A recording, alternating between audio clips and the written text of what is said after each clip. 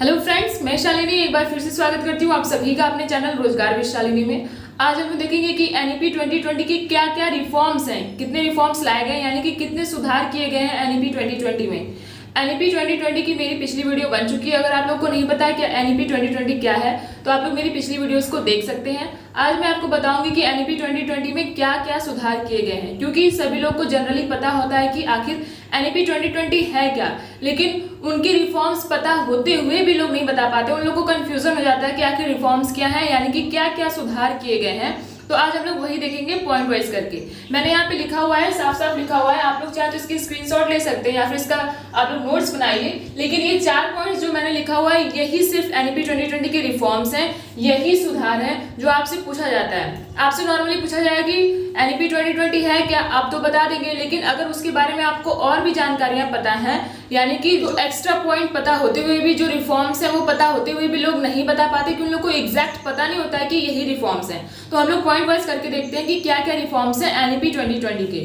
First point मैंने लिखा हुआ है कि समान और समावेशी शिक्षा सामाजिक और आर्थिक रूप से वंचित समूहों, यहाँ पे इनको हम लोग क्या बोल देते हैं, एसडीजी। इनका फुल फॉर्म होता है socially and economically disadvantages group. मैं फिर से रिपीट कर रही हूँ, आप लोग इसका फुल फॉर्म चाहे तो लिख सकते हैं या फिर मैं ही लिख देती हूँ। इसका फुल फॉर्म होता है सोशली एंड इकोनॉमिकली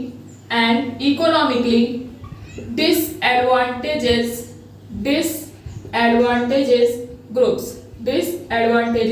ग्रुप्स, यही फुल फॉर्म होता है हमारे एसडीजी का।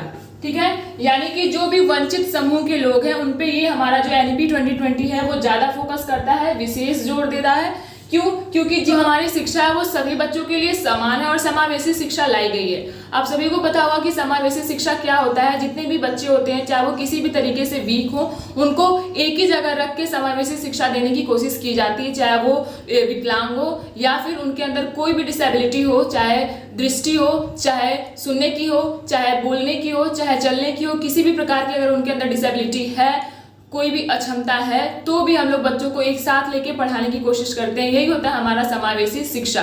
तो जो हमारा एनईपी 2020 है वो ज्यादा फोकस करता है इन बच्चों पे और सारे बच्चों को समान शिक्षा देने की कोशिश करता है। जितने भी सोशली और इकोनॉमिकली डिसएडवांटेजेस ग्रुप्स हैं उन पे हमारा एनईपी 2020 ज्यादा फोकस करता है। आपको यही पॉइंट याद रखना है कि जितने भी सोशली और इकोनॉमिकली डिसएडवांटेजेस ग्रुप है उस पे हमारा एनईपी 2020 ज्यादा जोर देता है, विशेष जोर देता है। ये मैंने यहाँ पे लिखा हुआ है। नेक्स्ट पॉइंट है कि पूर्व प्राथमिक विद्यालय से कक्षा 12 तक स्कूली शिक्षा के सभी स्तरों पर सार्वभौमिक पहुंच सुनिश्चित करना। यानी कि अगर बच्चा क्लास 1 में है, क्लास 8 में है, 9th में है, 10th 12th किसी भी क्लास में है, लेकिन अगर वो अपने पूर्व प्राथमिक से लेके कक्षा 12 तक किसी भी कक्षा में है तो उसको सार्वभौमिक ज्ञान प्रदान करना, उसको हर एक फील्ड में जो पहुंच होनी चाहिए, जो उसका इंटरेस्ट है उसको अच्छे तरीके से निखारना, ये एनईपी 2020 का विशेष महत्व, इस पे ज्यादा फोकस करता है। आप लोग देखे होंगे कि जो हम लोग अपने स्कूल में कोई करिकुलर एक्टिविटीज करवाते हैं या फिर कोई भी एक्स्ट्रा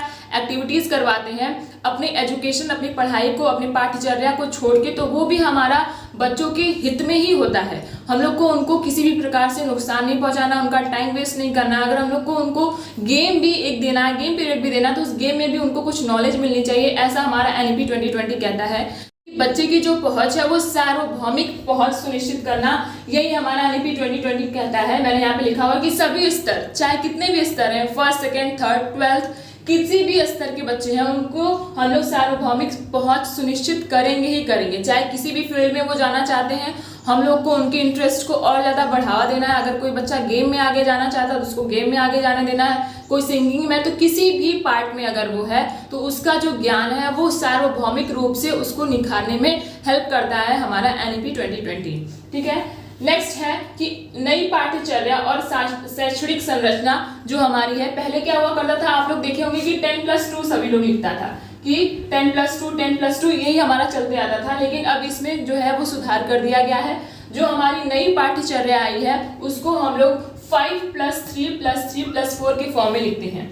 आप लोग को इसका मतलब भी पता होना चाहिए। जब आप लोग इंटरव्यू देने जाते हो या फिर किसी भी स्कूल में अगर आप लोग अपने इंटरव्यू देने के लिए जा रहे हो तो आपसे पूछा जाता है कि एनईपी 2020 में नया सुधार जो है वो क्या आया है, तो आप लोग को पता होना चाहिए कि 10+2 को बदल के 5+3+3+4 को कर दिया गया है। अब आपको इसका मतलब ये पता होना चाहिए कि 5 + 3 + 3 + 4 है क्या। आपको इसका मतलब पता होना चाहिए। ये जो फर्स्ट स्टेज है इसमें 5 क्लासेस आते हैं, ये क्लासेस को डिवाइड किया गया है। आप लोग 5 में देख सकते हैं, nursery, LKG, UKG, first and second. ये तो हो गया हमारा फर्स्ट स्टेज। इसके बाद हमारा आता है नेक्स्ट स्टेज, इसमें हमारा आता है सेकेंड तक तो यहाँ पे हो गया, third, fourth and fifth. Okay, then next आता है 6th, 7th, 8th। ये जो मैं बता रही हूँ 6th, 7th, 8th ये क्लासेज हैं। 8th क्लास तक यहाँ पे हो गया। उसके बाद यहाँ पे आएगा हमारा 9th, 10th, 11th, okay 11th and next one is 12th। ये हमारे क्लासेस के स्टेजेस को डिवाइड किया गया NEP 2020 में। पहले था 10 + 2, अब इसको 5 + 3 + 3 + 4 कर दिया गया है, जिसको मैंने यहाँ पे आपको बता दिया, ये क्लासेस हैं। ओके, और नेक्स्ट पॉइंट हमारा आता है, मोस्ट इंपॉर्टेंट है, राज्य स्कूल मानक प्राधिकरण। ठीक है, इसको हम लोग शॉर्ट फॉर्म में SSSA बोलते हैं। इसका फुल फॉर्म होता है setting up of state school standards authority की स्थापना करना। ये हमारा NEP 2020 हमें ये अथॉरिटी देता है कि हम लोग जो है वो अपने स्कूल मानक प्राधिकरण राज्य में एक स्थापना कर सकते हैं। किसकी स्थापना कर सकते हैं? SSSA की। आपको इसका फुल फॉर्म पूछा जाता है कि जो हमारे स्थापना करने को NEP 2020 कहता है वो क्या है, तो वो है हमारा SSSA। इसका फुल फॉर्म है setting up of state school standards authority. आप लोग को ये सारे पॉइंट्स लर्न रखने हैं, याद रखने हैं। आप लोग को इसको अच्छे से समझ में भी आना चाहिए, क्योंकि अगर आपको एक भी पॉइंट एक्सप्लेन करने के लिए बोल दिया गया, अगर मान लीजिए यही नई पाठ्यचर्या है, अब यहाँ पे किसको बदल के क्या किया गया है आपको ये भी पता होना चाहिए कि ये जो 5 + 3 + 3 + 4 आया, ये किसको चेंज करके आया है, कुछ तो रहा होगा इसके पहले। तो ये था 10 + 2। ओके, तो आप लोग ये जो है ये NEP 2020 का रिफॉर्म है, यानी कि NEP 2020 में क्या क्या सुधार किए गए हैं, ये वो पॉइंट्स हैं। मैंने यहाँ पे लिख के अच्छे से एक्सप्लेन करने की कोशिश की है। यही 4 रिफॉर्म्स हैं जो हमारे NEP 2020 में ले आए गए हैं। आप अगर कोई एग्जाम भी दे रहे हो, उसमें NEP 2020 के रिफॉर्म्स को पूछा जा रहा है, आप बीएड का एग्जाम दे रहे हो या फिर कुछ भी एग्जाम दे रहे हो एजुकेशन से रिलेटेड, और अगर आपसे ये पॉइंट्स पूछे जा रहे हैं तो आप लोग बहुत ही अच्छे से ले सकते हैं। आप लोगों ने इसका स्क्रीनशॉट ले लिया होगा, तो मैंने इसको अच्छे तरीके से समझाने की कोशिश की है। अगर आप लोग को समझ में आया, अच्छा लगा है, कुछ नई चीजें आप लोगों को मिल रही हैं, अच्छे से लर्न हो पा रहा है, समझ में आ रहा है, तो आप लोग मेरे चैनल को लाइक से सब्सक्राइब करिए। Thank you.